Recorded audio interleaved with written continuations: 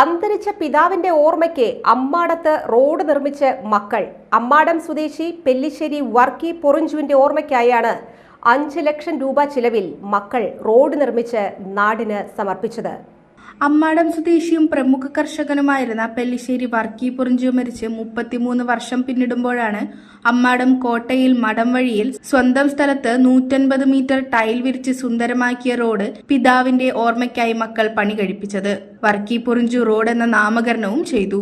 മക്കളിൽ മൂത്തയാളായ P Joy road ഉദ്ഘാടനം ചെയ്തു. പി ബാബു അധ്യക്ഷത വഹിച്ചു. P Davis, P Jose, P Tomy, Vincent Ookkan, Kusumam Antony, Mini Antony, Limla Vincent, Maggie Joy, Annie Jose, Philomina Babu, Elsie Davis, Tessy Tomy എന്നിവർ സംസാരിച്ചു.